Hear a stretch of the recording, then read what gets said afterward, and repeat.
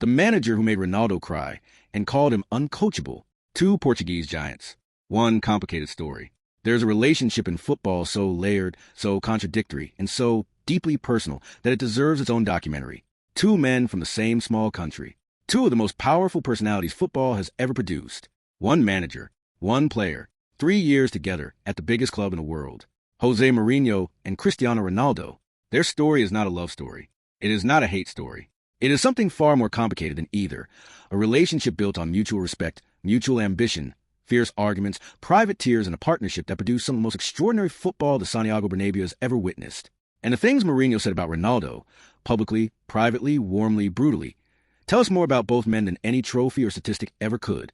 The arrival, the partnership, the early praise. When Mourinho arrived at Real Madrid in 2010, Ronaldo was already there, signed the previous summer for a world record fee that made the football world stop and stare. And from the very beginning, Mourinho identified something in Ronaldo that he had rarely seen in any player he had ever coached. You have guys like Cristiano where you're playing against Levante and you are winning 5-0, and you tell the guy to relax and take a rest. And he says, no, I can score one more goal. When you have guys like this, you know the boat is in the water and you just let the boat go, and in the end you enjoy the fight. That quote tells you everything about how Mourinho saw Ronaldo in those early days. Not as a player to be instructed, not as a piece in a tactical system, but as a force of nature. Something you do not control, something you simply release and then marvel at. I think you don't coach him. You don't teach much. It's about being happy, and it's about creating an environment, from the tactical point of view, from the ideas of football, where the player can show. Madrid for him was a little bit of a transition because for us, he was a winger, left winger, right winger, dribbling, attacking people, beating people. In Madrid, he became more the goal scorer that he was for the rest of his career. This is extraordinary coming from Mourinho, a manager famous for his tactical control, his obsessive attention to defensive structure, his demand for absolute discipline from every player in his system. And yet here he was, openly admitting that with Ronaldo, coaching was almost irrelevant. The job was simply to create the conditions for genius to express itself. Cristiano Ronaldo is fantastic. We are talking about two great players. I will say this year Cristiano Ronaldo has been better. This was Mourinho's public defense of his player against the constant Messi comparisons. A manager go to bat for his star in the most public arena possible. And the numbers justified every word. Under Mourinho's guidance, Ronaldo recorded 168 goals and 49 assists in 164 appearances across all competitions. Together they won a La Liga title with a record-breaking 100 points, a Copa del Rey, and a Supercopa de España, the moment that changed everything. But beneath the trophies and the goals, tension was building, because Mourinho and Ronaldo were not just a manager and a player. They were two of the most strong-willed, ego-driven, uncompromising personalities in world football. And eventually, inevitably, they collided. The collision came in the 2012-13 season, their third and final year together. And what happened in the Real Madrid dressing room during that period has only recently been revealed in full detail. Luka Modric, who had just arrived at Real Madrid and witnessed the relationship up close, recently revealed a scene that shocked the football world. I saw Mourinho make Cristiano Ronaldo cry in the locker room, Modric told Corriere della Sera, a man who gives his all on the pitch, because for once he didn't chase the opposing fullback. Let that image sit with you for a moment. Cristiano Ronaldo, one of the most physically and mentally imposing figures in the history of sport, reduced to tears in a dressing room, not by defeat, not by an injury, but by the words of his manager, because he had not tracked back to chase a fullback on one single occasion during a match. That is who José Mourinho is as a manager. That is the standard he demands.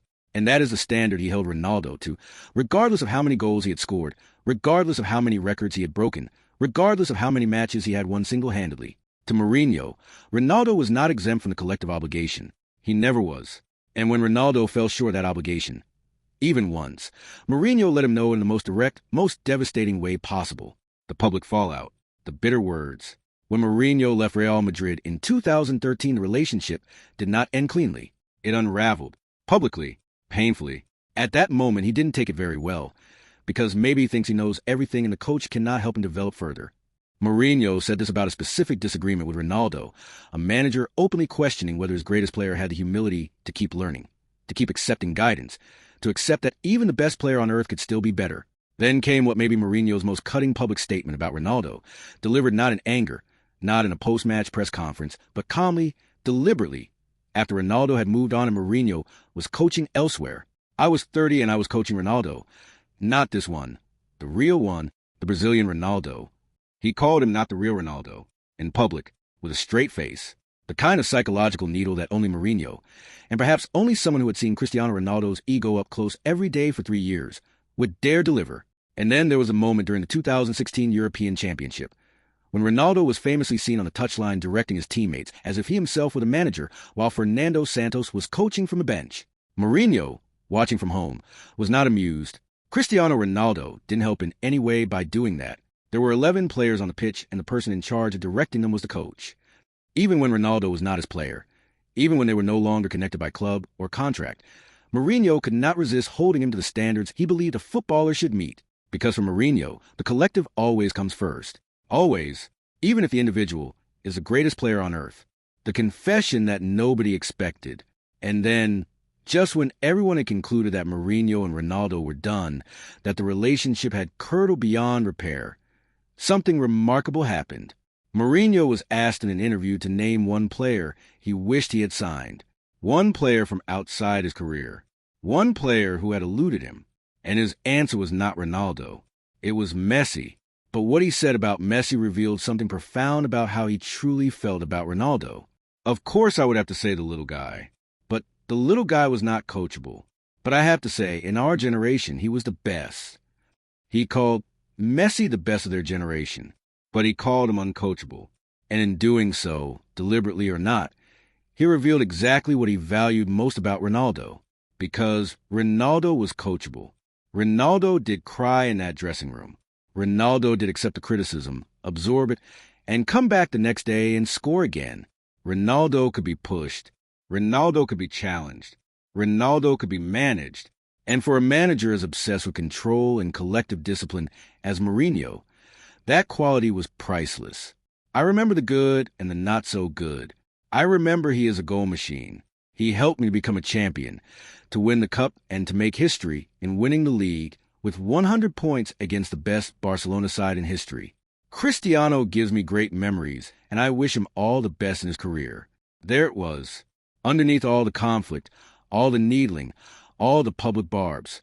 Genuine respect. The kind of respect that only comes from having been in the trenches with someone, from having screamed at them and watched them respond, from having demanded the impossible and seen them deliver it anyway. The reunion that may yet come. And the story is not finished. Because Mourinho, never one to let a great narrative end quietly, has left the door open. I will come back to Portugal for sure. It hasn't happened yet, but it will happen. I want to come to Portugal at the peak of my career, in good health and in top physical and mental shape. The suggestion was clear. A return to Portugal. As national team manager, perhaps. At a moment when Ronaldo is still technically available, still representing his country at 41 years old at the 2026 World Cup. Mourinho and Ronaldo, together again, managing and playing for the same nation, in the same World Cup that Ronaldo has chased his entire career.